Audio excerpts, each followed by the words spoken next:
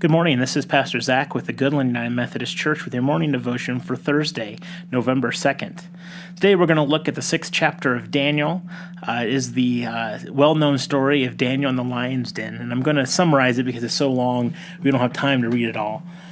But in the beginning, Darius was set over the kingdom of 120 satraps, stationed throughout the whole kingdom, and over them they had 3 presidents that included Daniel. So the king might suffer no loss. They are to oversee everything. So Daniel distinguished himself among all the other leaders because of an excellent spirit was in him, and the king planned to appoint him over the whole kingdom.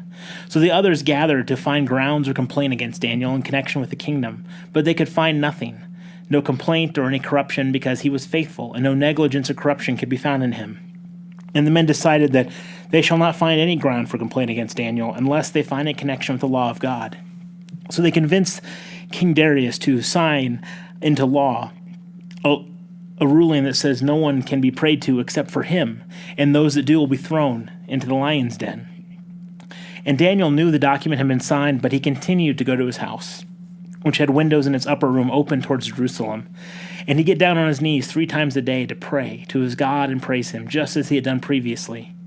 And then the conspirators came and found Daniel praying and seeking mercy before his own God.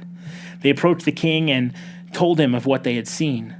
The king was worried. He did not want to harm Daniel as he trusted him. But as the conspirators pushed and pushed, the king had to give the command, and Daniel was brought and thrown into the den of lions.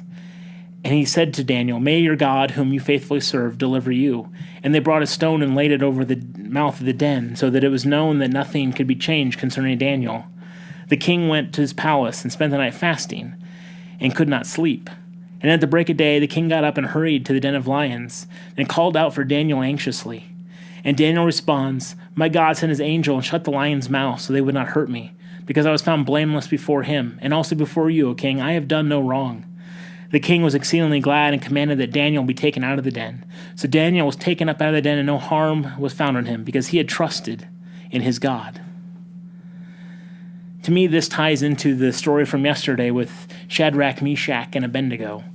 The willingness of individuals to stand up for their beliefs in the midst of unwielding power that comes towards them. The rules of the day, the powers that be tell them that they are to not do something that would separate them from their God, that would take away their faith and their practice.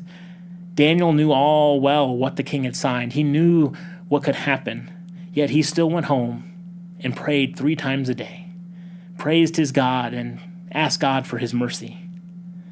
I wonder if we can even come to a fraction of the level that Daniel did.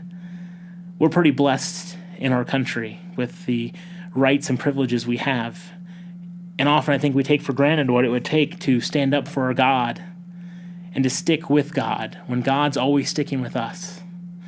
The story of Daniel is one to take to heart and really examine our faith life. Have a blessed day.